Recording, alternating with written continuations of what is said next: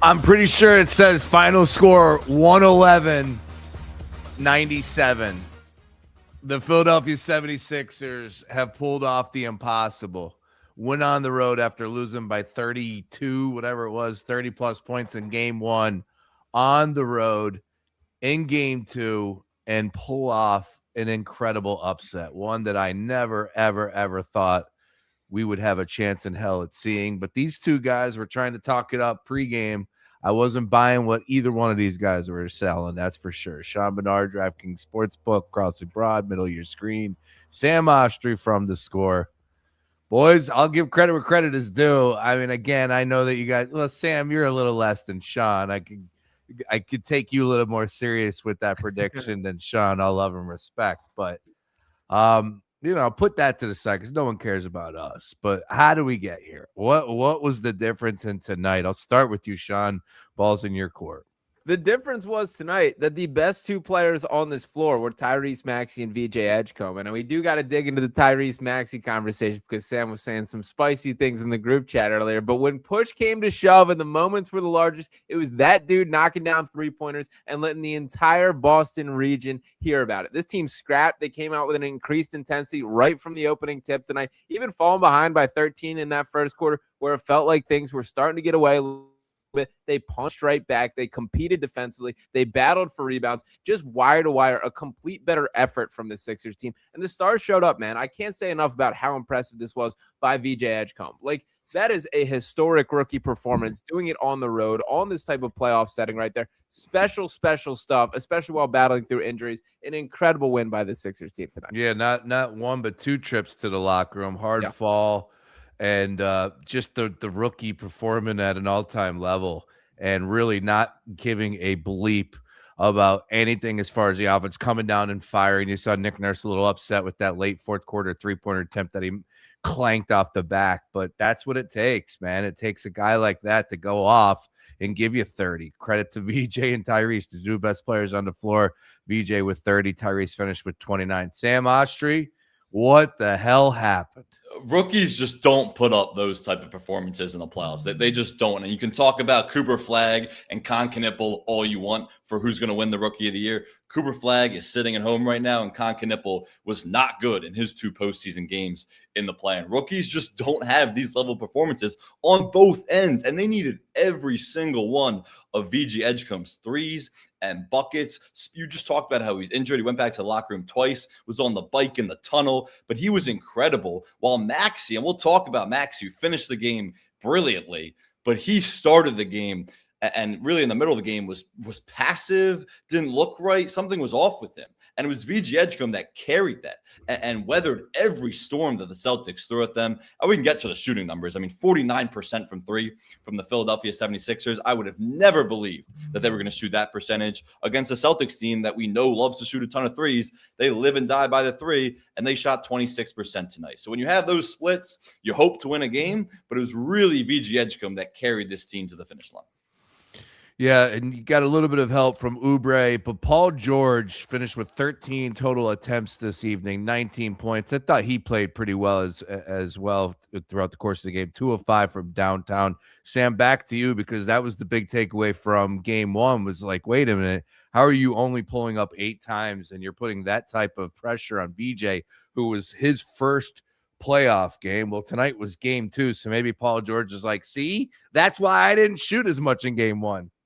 Yeah, it was one of those Paul George games where they wanted to get him touches early, and you could tell. And he had a couple isolations in the mid range. And at first, it was like, if you're going to trade 2s for 3s all game, this is not exactly a winning recipe here. But then he settled in, and he was getting his teammates involved. I thought he had a pretty good passing night. A couple mishaps defensively, but for the most part, he was much better tonight defensively than he was in game 1. But then he picks up those 3 fouls in the second quarter, and he sits for a long stretch in the second quarter. Sixers weather the storm without him, with lineups with Grimes and Oubre and those guys who both played really well.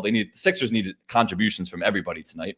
And then early in that third quarter, really the first possession for the Sixers, Paul George comes out and hits a 3. And I thought they did a good job of getting him involved and making sure he was getting touches so he stayed engaged. So it was a much, much better Paul George game than what we've seen over the last couple weeks. Ben Stiller tweeting out Sixers. What is going on right now? Just the diehard Knicks fan. Yeah, I know. What's up? We all is hate the down right now. Celtics, is what that comes down to. That's- For what it's worth, Ben Stiller, I still hate you guys significantly more. I will make that loud and clear right there. And I would feel far more confident in the Sixers team if this was a series against the New York Knicks, the fraudulent New York Knicks. But we're worried about the Beast right now. We got the Boston Celtics, and they slayed them tonight. I do think it was a better Paul George game. I will say, like, constantly the feeling I get when watching him play, particularly on the Sixers team, and really it's been a theme throughout his career, I always want a little bit more than you get. That, like, even those first 2 buckets that we got, I hate the process that he goes through. It's just sort of the half jab, create half an inch of space, and shoot a deep 2 while your like heels are on the 3-point line right there. But if it's a bucket, it's a bucket, man. And you see the way it does translate more in a playoff setting right there. Defensively, he's even better than I think he gets credit for. Like, he's so instrumental in like setting the tone for all their switching, all their trapping, the way that Nick Nurse wants to play defense. It still wasn't the Paul George game that I think we're going to need one of in this series right there, but he was totally fine and definitely helpful today. Yeah, he was definitely being relied on in the beginning. And again, I thought he had a little bit more of a pep in his step. There's no doubt in my mind that this team came out and played a hell of a lot harder in the first half and throughout the course of the game as well. But more importantly, in that first half, and to weather the storm, to go down on whatever it was, 16-0 run and then answer with their own 10-0 run to make it a game 23. It was 26-23. I mean, at that point in time, when Boston went on that run after Jaylen Brown's dunk on Bona's head, everybody was like, all right, I don't know if I need to watch this, but credit to the 76ers for reeling us back in with that 10-0 run and making a little bit of a game. And they were hanging, but in the back of my mind, it just felt like, all right, you know that Boston's going to go on like that 10-0 run in the end of the third or early in the fourth, and that's all she's going to be. That's all she'll wrote. But all in all, Sam, man, the Sixers had the answer, and you got to give them all the credit in the world. We'll talk a little bit about the future, but more on this game here. The urgency, I mean, it was obvious. It was it to you as well in the beginning? Definitely. And they played with a ton of fight. And even if they lost this game and kind of slipped away in the fourth quarter, which I always thought was a possibility, I was going to come on here and say that the Sixers play with a lot of fight. But there's really a turning point in this game. And it's with 5 minutes to go, or it was a little above 5 minutes to go in the fourth quarter. And the Celtics cut the Sixers lead to 2. At that point, Maxey had not been playing well. He hadn't been playing well really since, I guess you could say, the first quarter, maybe the entire game. But the Celtics are in this drop coverage where they do not bring their big up to the screen. And what the Sixers did was they just had Andre Drummond set these screens. It was back-to-back threes that Maxey hit against the Celtics drop coverage. That killed them. And that 2-point lead ballooned to 8 points. And I thought from there, the Sixers absolutely did not look back. And I was saying, Max, you got to get downhill. Your 3 ball's not falling. His 3 ball hasn't been falling for 3 months now. But those 2 threes were so clutch and so huge against their drop coverage. And that was the turning point in the game with a little over 5 minutes to go. Mm-hmm. Yeah, Sam's absolutely right about that. I also think they deserve a little bit more credit for the desperation spot on that we saw in the first half. That second half, there was maturity that they played with, man. They were soaking up all 24 seconds of the shot clock, taking their time, dribbling the ball up the court, knowing we have a 5-point, 7-point lead, that we are in the driver's seat right there. And that was sort of a style that I wasn't sure that they were capable of playing with. When the Sixers team has been at their best, it's largely been my expectations coming into the season of playing at this frantic pace, getting out on the fast break, getting in transition. They were able to slow this down to a half-court matchup, still maintain control pretty much from wire to wire in that second half right there. And like Sam said, when it was time to step on the throat, it was Tyrese Maxey that was ready for the moment right there. It was awesome to see him kind of gain that confidence, hit a pair of big shots, and cool to see Oubre sort of get the, I guess, victory cigar 3 as well. My man winked when VJ Edgecombe stepped up and hit that 3-pointer late in the fourth to put him up 105-92. He winked. I want to know who he winked at. Did he wink at Maxey? Did he wink at Paul George? I think it might have been Paul George because he enters the mix there as far as the video is concerned. Incredible performance. Look, we could break this game down every which way. It comes down to effort, but you got to make the shots, and they shot 49% from downtown to the Boston Celtics 26%, 13 of 50 for Boston, 19 of 39. If I'm going to single out one stat, that's it right there, Sean Barnard. Yeah, I think it's fair. And in particular, whenever you're playing the Celtics at the rate that they get up perimeter shots, like that's always going to be a concern. The volume was more concerning than the efficiency to me in game one, that obviously they did not shoot the ball well from deep. I believe 27% or somewhere in that range is what they finished up with. But Celtics like doubled their volume in attempts. Just the raw numbers today. The Sixers getting up 39 3-pointers compared to the Celtics 50. They're always going to outshoot you from the perimeter. That's what they do to every team that match up against. But they were at least in that realm. And I will also note they still left some meat on the bones right here. Sixers 6 for 11 at the free throw line, only getting to the free throw line 11 times right there. There's still some like room for improvement and fixable things, but they did whatever it took to win tonight. And I do think that is incredibly noteworthy there. And a note on the free throw attempts, the Celtics are dead last in the league in free throw rate. So the fact that they outshot that many more free throws than the Sixers was certainly surprising. I didn't love the reffing tonight, but look, that didn't really decide the game, but I thought they were calling way too much for what should be a physical playoff game. But back to the 3-point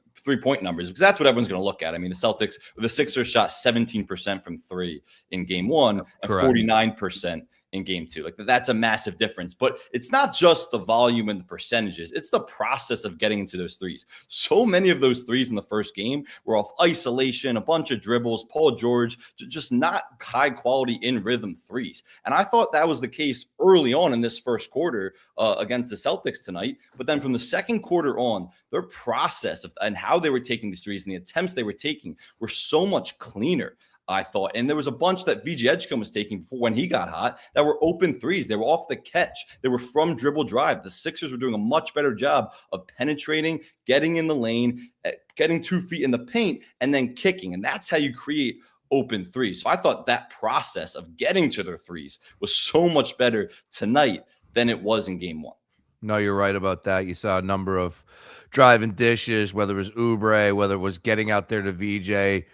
They were playing good defense on Maxey, so there was a couple skip passes to VJ.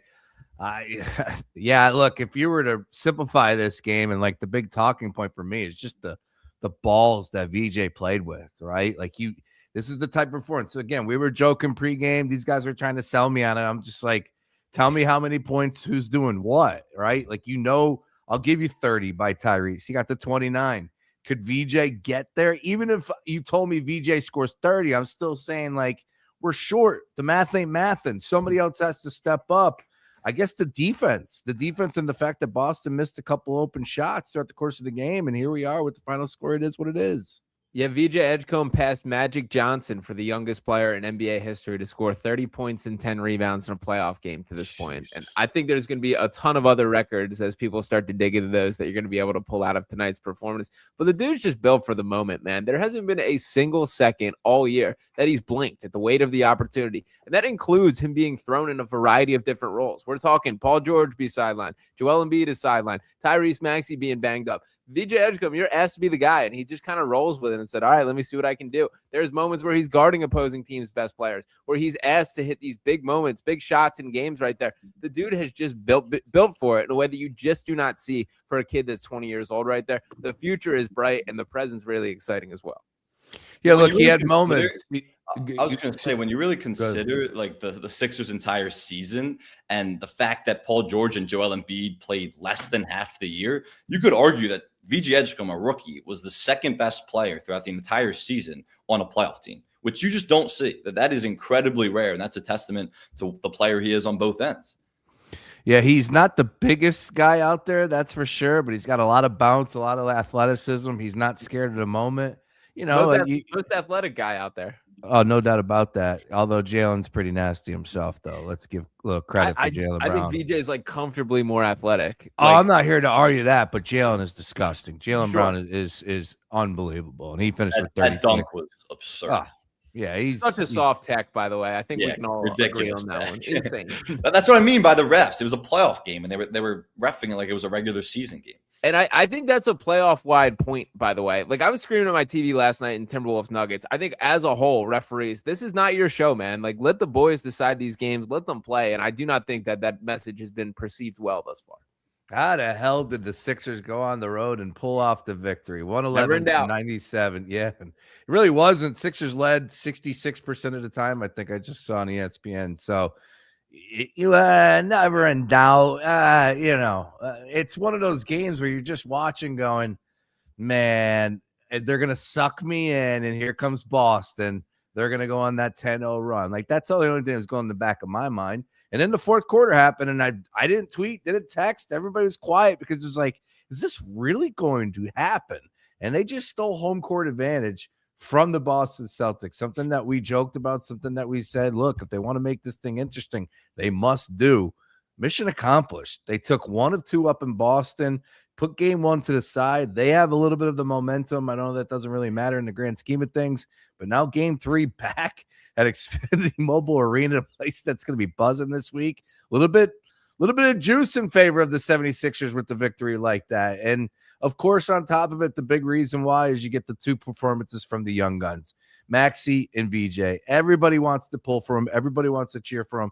Everybody's a fan of both of those guys. There are some things that you could say about Tyrese Maxey throughout the course of this season that maybe like, okay, next year a little less minutes possibly could help him out, but he's having an all-pro season, a year that nobody predicted would happen. There wasn't anybody saying that he'd be an all-pro this year. Here we are, and of course, VJ, just the coyones to go out there and just let it fly, man. Incredible performance. So here we are, 13.5-point underdogs. They go on the road to win. You got a plus 600 money line. Anybody got a money line off the top of their head? I was in the 7s is what I saw. I forget. I want to say it was 750, but I forget exactly. I'm seeing 6 here, 650 some shops. So right around there. I'm sure you could have got it as high as something 750. I joked about it. I never gave them a chance. I said that this would be a 25 point loss. I just thought that we're seeing 2 teams going completely opposite directions. Sixers proved me wrong, and I'm glad to have egg on my face on that one. Now let's ask the question, what's next? Sam, I'll come to you first. You know, like, is this like, do we have to hope and pray for Embiid?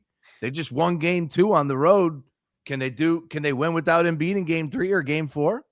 I mean, they can steal a game at home without Embiid. They're not winning this series without him, though. The Celtics shot 26% from 3, and over half their shots were 3-point attempts. And credit to the Sixers, by the way, whose defense, I thought they had higher picker points, and the Sixers' ball pressure was much better. They made it much tougher for the Celtics to get into their stuff, especially in the first half, I thought, which contributed to some of their Celtics cold shooting. But the Celtics are never going to shoot 26% from 3 in a game again. They live by the 3 and die by the 3. They don't die by the 3 that often, which is why they've had so much success over the last few seasons. So I don't expect that to happen again. But can they win a game at home? For sure. The answer to your question of what's future for the Sixers is, when is Joel Embiid coming back? And based on what we know, that he's ramping up and doing strength and conditioning activity, and he's supposed to play 2-on-2, 3-on-3, 5-on-5 before he can officially come back. I'd expect him to play one of the next 2 games. The game 3 is on Friday, and it's a quick turnaround. Game 4 is on Sunday. So that one day in between isn't really doing the Sixers any favor, but I would expect to see him play at some point this weekend. And then if you can go back to Boston 2-2, if Embiid comes back, then you have a series. You really do. And the expectation is to win at least 1 at home with or without Embiid, but it'll be a hell of a lot easier if Embiid comes back. Let's go to the man who broke the story about Embiid potentially or was back out there getting some workouts in. Sean Bernard, will Luke Arcani have to cut his balls off on game 3? That's the question, because in our text, Luke said if Embiid plays game 3, he's removing them. What is your thoughts on that one? Yeah, I wish I had the stones myself to really dig in and report that, but I wanted to get a little more confirmation on things and just wanted to. Is there a chance that he plays game 3? There is absolutely a chance that he plays game 3. Give me a percentage. 45% is what I would put it at. That I'm hearing, it sounds increasingly more likely than I imagined would be the case to this point. The reality is it's 15 days post appendix surgery. This is a situation where it's not like, a facial fracture where you can throw a mask on, or a knee injury where you're playing through, pain management right here. It's just if his body's allowed and doctors will clear it. But from what it sounds like, the fact that he's already out on the court, taking some shots, going through light strength training, it's not an easy hill to climb right here, but certainly one that's more manageable and more possible than I think a lot of people gave credit. I do want to say, too, that with this injury, and I've never had an appendicitis, but what I've read about this injury, as long as you're medically cleared, and you're good to go. It's not one of these injuries like a knee injury that if you keep playing on it, you might re-injure it and further damage your future as a basketball player. So when you're dealing with a knee injury, you may be more hesitant to come back because of that. With this injury, I don't think that's necessarily the case. Now, I think this game was so huge tonight because if the Sixers got killed again tonight and then they were going 0-2 back home, Embiid would probably be more reluctant to come back, especially if it became a 3-0 series. He'd be like, this series is over. What's the point of me actually coming back and playing for one game and risking it? The fact that it is a close series now and a competitive series and the Sixers look like they might be able to compete in this thing, I would expect them to at least come back. Even if it's Sunday and they lose on Friday and they're only down 2-1 and that's a competitive game 3, you think Embiid would come back at that point because he now sees that this team has a chance to actually maybe make a run in the playoffs. VJ Edgecombe, 20 years old, leads the Sixers to a massive Game 2 victory. 30 points, 10 rebounds, 12 of 20 from the floor, 6 of 10 from downtown. And, I mean, like Jordan had some really, really special performances against the Boston Celtics on the road in Boston Garden when he was young and very skinny. And I know he did some big things when he was a rookie as well. And, like I'm not saying that VJ reminded me of Jordan by no means, but it was just something I was like, these are the games that we'll remember, right? I Like want the record to show I was tossing that out there when we first drafted VJ. You're high. Yeah, I don't think that's the flex you think it is. You're high, Yeah. Sean. That's what it is. He's obviously not the greatest basketball player of all time, at least yet. But what I'm saying is, stylistically, when you watch the way he moves, watch the way he floats through the air, watch the whole the presence about him, you can squint and see a guy that has a whole sneaker company named after. I will say too that we were talking about the records earlier. He is the first rookie to score at least 30 points in a playoff game since Donovan Mitchell in 2018. So that's pretty good company. And then you look at some of the more contemporary names. It's like Tyler Hero in 2020 did it. Derrick Rose in 2009 did it. So it doesn't happen very often. Like what he just did tonight was incredibly impressive. He also put rookies to the side. Like when this season first kicked off, Nick Nurse was asked, what would you gauge a successful season for VJ Edgecombe on? And his answer was, it's going to be dependent on minutes. If he's playing a ton for this team, it may not show in the box score, but how available he is, how much that I trust him is really going to be indicative. He was 11th in the entire NBA in minutes this year. Not rookies, not on the Sixers. All players in the NBA, VJ Edgecombe played the 11th most minutes this year. Damn. And delivered in each of those opportunities. I can't believe how polished that he came in, how ready that he is mentally, and the dude just keeps balling out. We've deep dive VJ a bunch this season, but I still will never, even when I go back and watch his rookie season, I will never believe how great of a 3-point shooter he was off the pull-up, off the dribble. He was such a great 3-point shooter. This guy was not a good 3-point shooter at all in college, even off the catch. So, and not just off the catch was he as a rookie, but off the dribble, he was a great 3-point shooter. His in-between game, how he operated in the mid-range, we knew his athleticism, but the development just from his college season to the end of his rookie season, how much he improved this season is something none of us could have anticipated. Yeah, there's a couple more for you. And I don't even know. It was the most points by a rookie for the Sixers in playoffs since 1986. It was Johnny somebody. I don't even know if I recognize the name. Andrew Toney, I thought. No, well, I saw somebody else. It was something I didn't see Andrew Toney. I know who Andrew Toney is. Anyways, here's a couple more for you. A 30-point double-double in a playoff game. First one since Derrick Rose in 2009. And oh, by the way, 30 points and 10 rebounds on a playoff game since Tim Duncan. First rookies, excuse me. First rookies with the 30-point double-double in a playoff game since Derrick Rose, 2009. First rookie, 30 points, 10 rebounds in a playoff game since Tim Duncan in 1998. Those are pretty good players. Yeah, some good names were being thrown in there. We squint. You can you see Air Jordan. I mean, you see what I'm saying though. You do. Dude, the athleticism is absurd, and he pulls up, he knocks him down.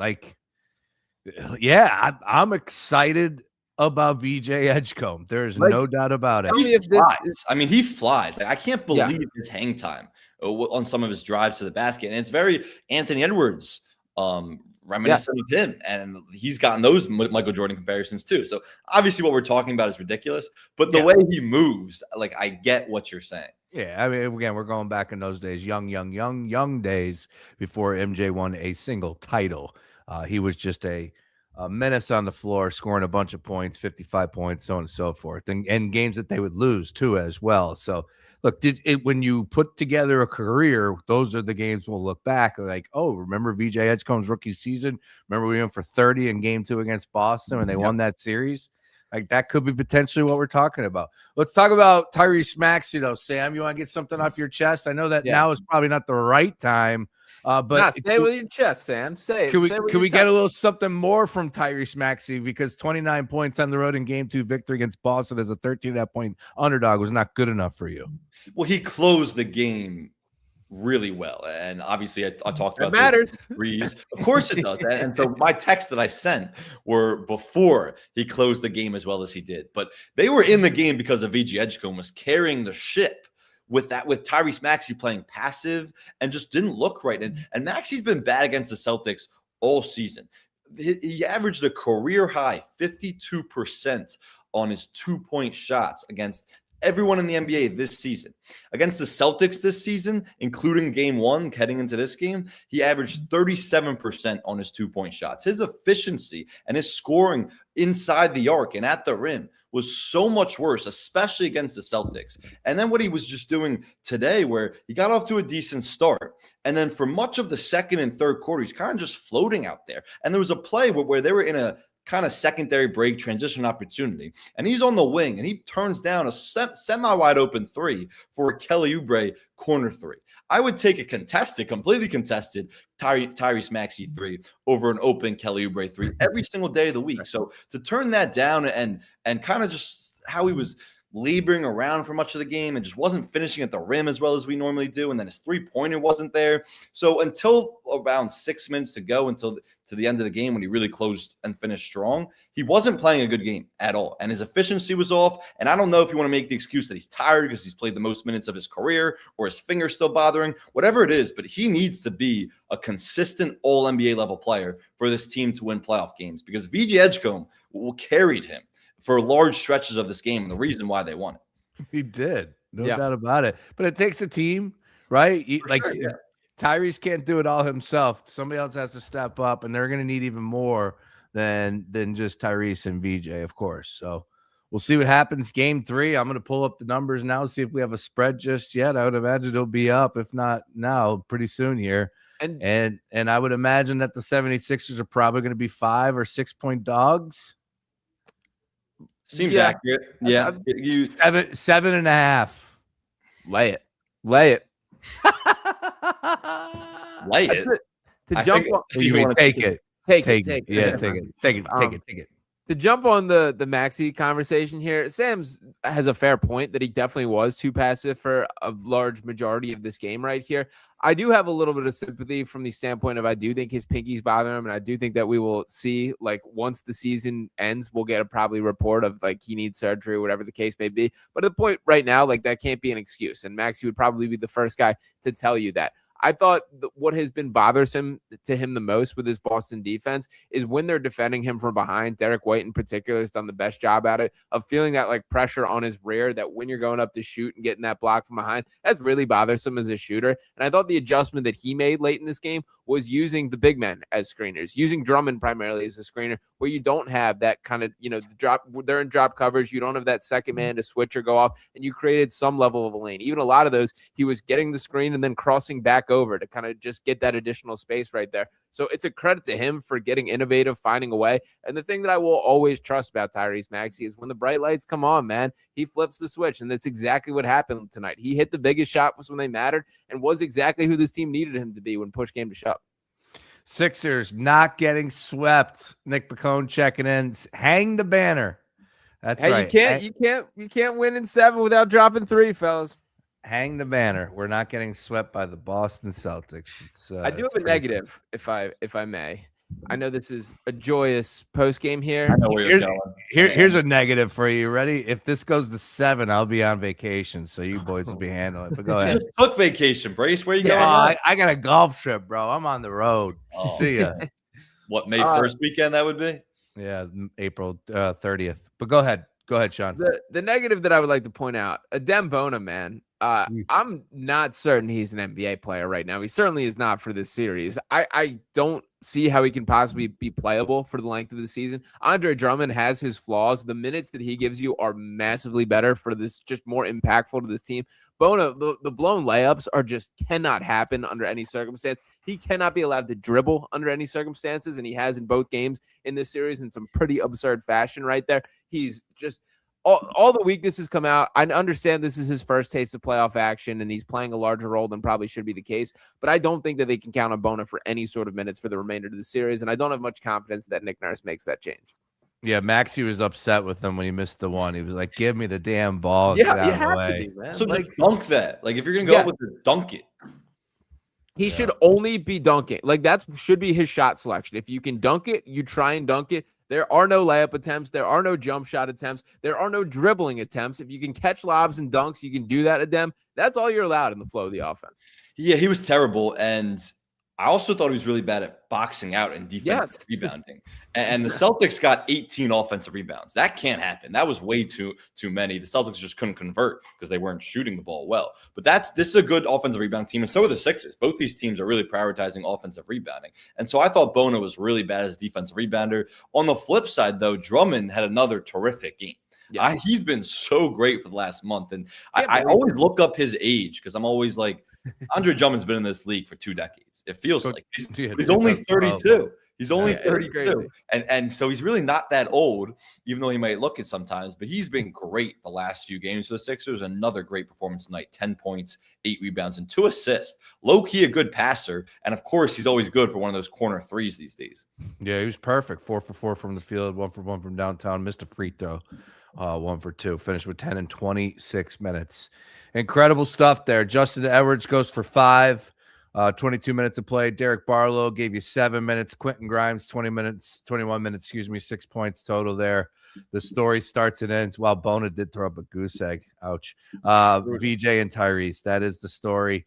30 and 29 by the young tandem and giving some life back to this franchise, back to this team. I also want to say that I do believe that Howard Lutnick was not there. And that's a big reason why the vibes were not off. I felt like you didn't see Josh Harris's ugly mug, and you didn't see. They showed him. He was there. Yeah, I don't know who was next to him, but it was someone. Was it somebody on front row? Was he on front row?